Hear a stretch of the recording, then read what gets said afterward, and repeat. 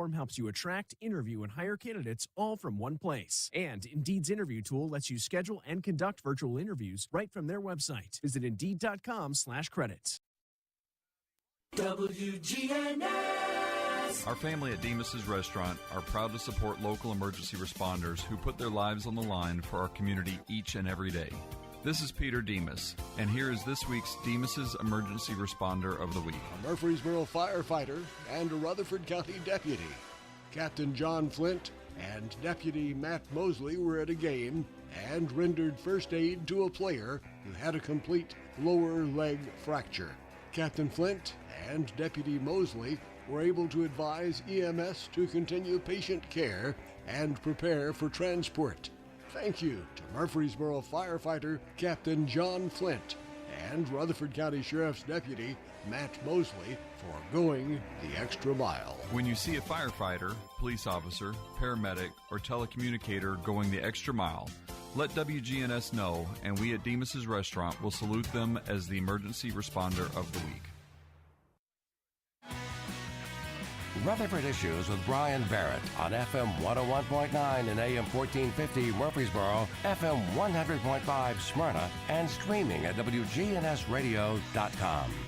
Rutherford Issues powered by Middle Tennessee Electric. Hey, don't miss the lighting of the Christmas tree at the historic Murfreesboro Square in front of the local courthouse. Sponsored by Middle Tennessee Electric. The annual tradition will be held on Friday, December 1st at 5:30 p.m.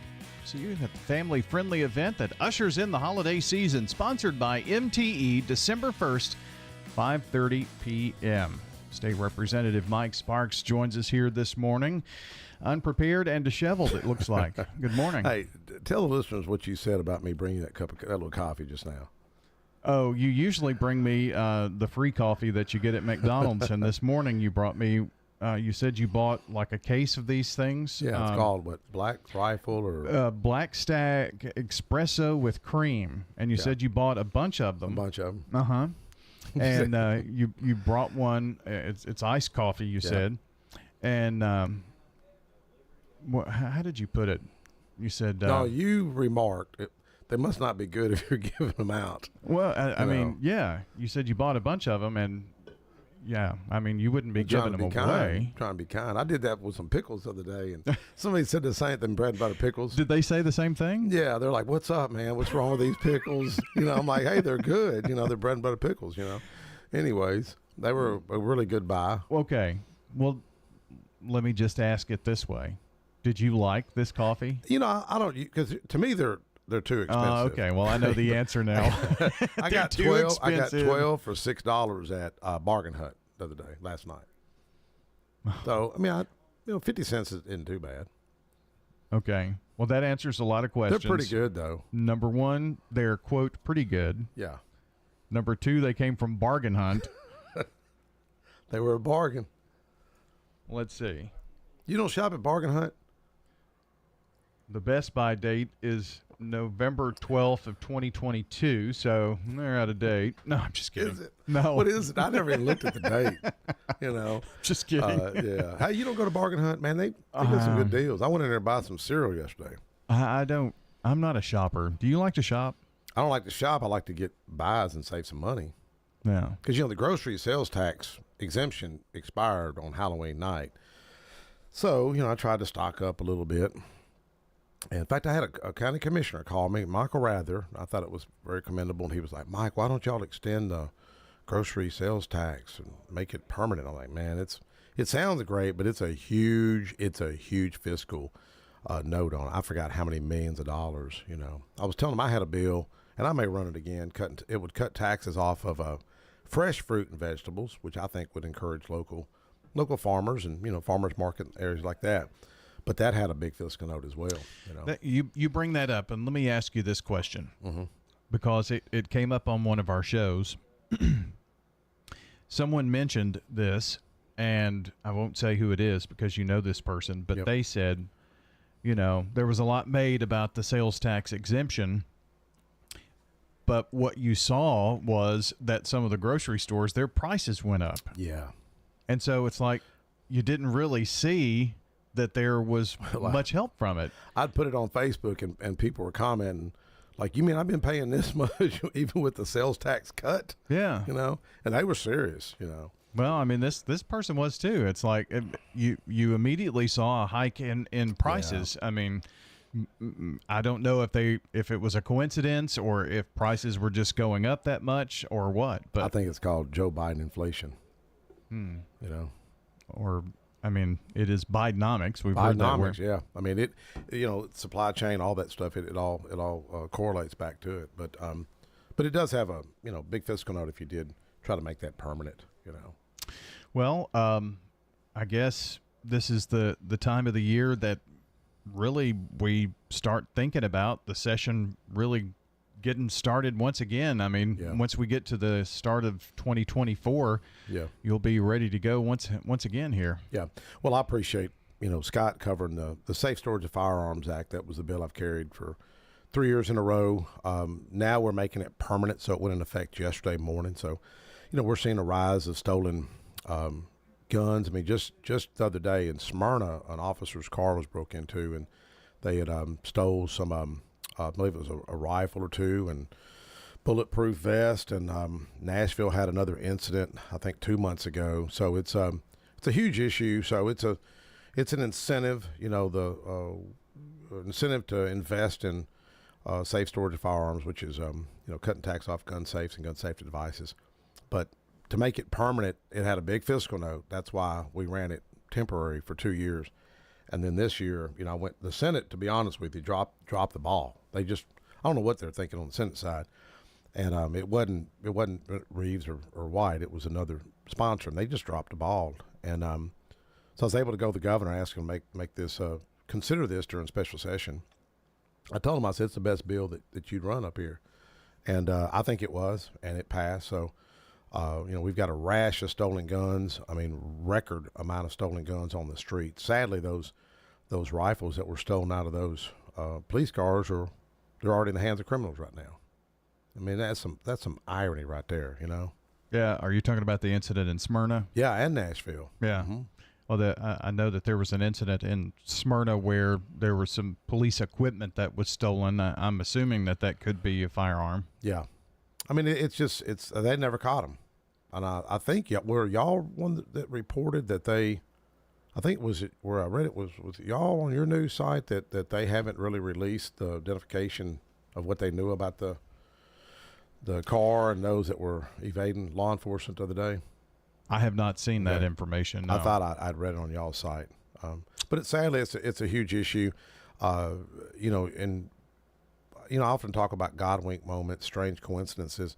You know, I think I shared with you on the air maybe last year when Kyle Yorlett was the young musician, 23-year-old musician that was killed point blank range in Nashville with stolen handguns, and I seen where he was killed, and I never even thought of this legislation, but I just felt called to go to his funeral. I just went to his funeral. I've never been to anybody's funeral I didn't know. I think it was at Belmont, went to his funeral, and sitting in the back of the pew, and I said to myself, Lord, there's a reason I'm here at this guy's funeral. You know, it's just heartbreaking. His family was naturally in mourning, but here's what society really doesn't understand, and I think sometimes my fellow lawmakers don't understand this.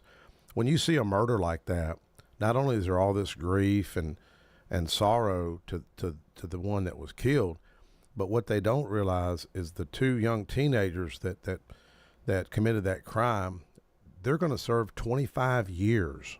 It's a 15-year-old and a 16-year-old. And I don't think we really rationalize and realize that's $1.5 million that the taxpayers are going to fund to incarcerate those two juveniles. So my assessment with the governor was saying, you know, and I got to be careful saying that, but if that gun would have been locked up, maybe that young man would be alive today.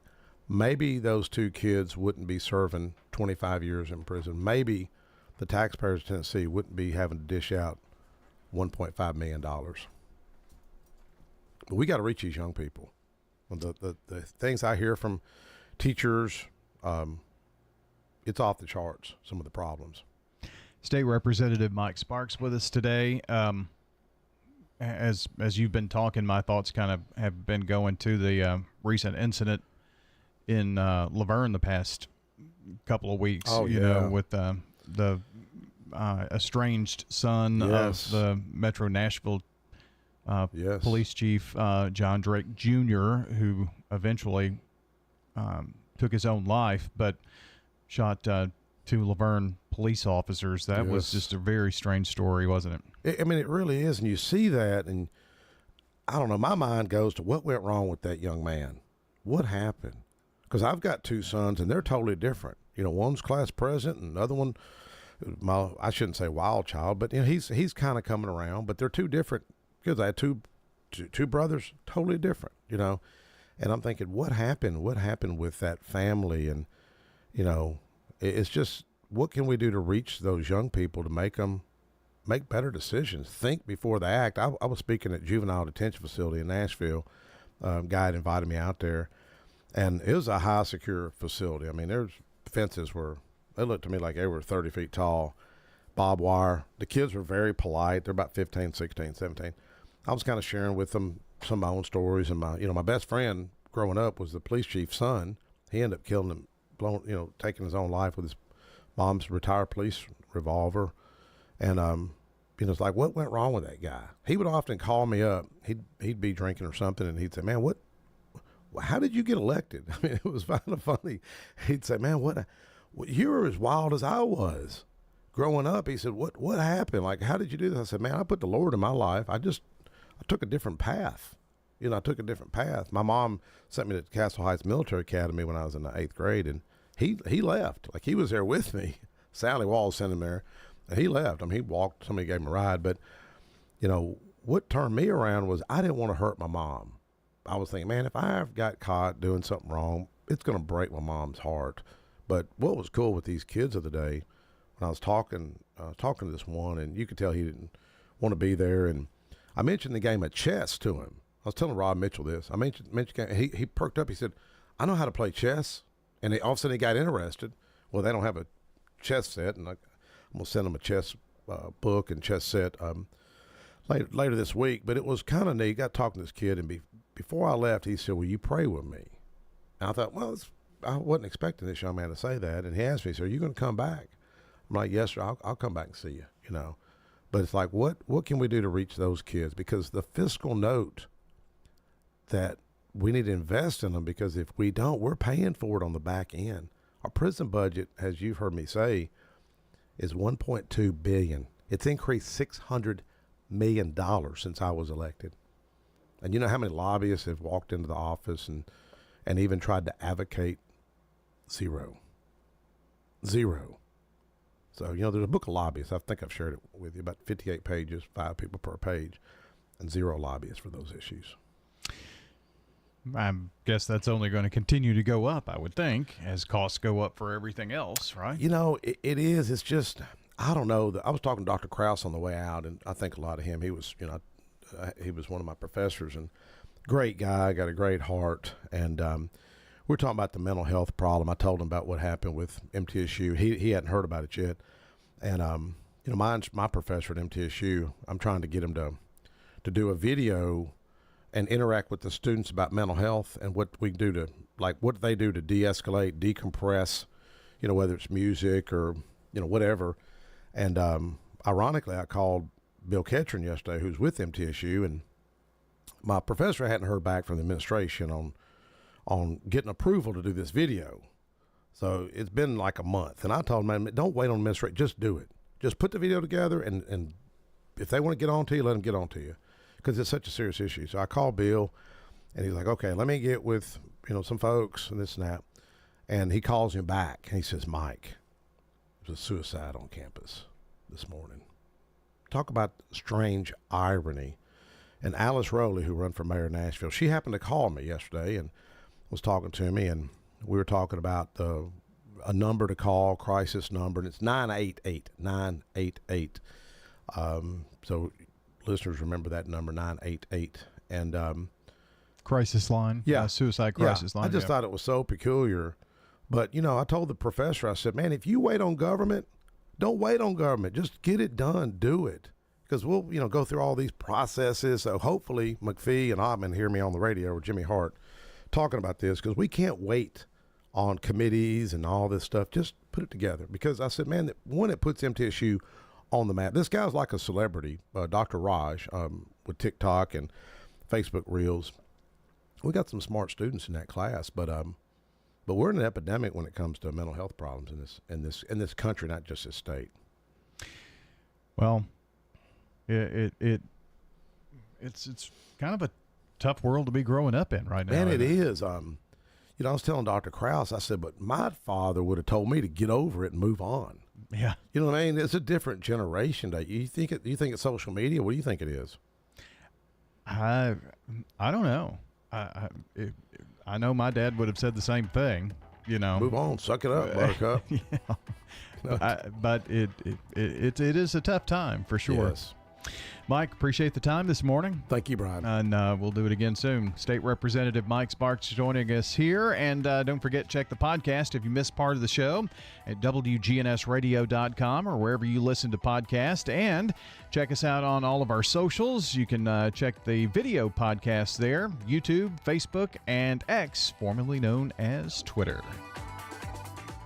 Hello friends, Lenny Farmer with Jennings & Ayers Funeral Home. More than I can count, we have taken care of families who were totally caught off guard with the passing of a loved one. There are so many details to tie up. It really can be overwhelming. Again, more than I can count are the comments from families who have pre-planned and pre-funded their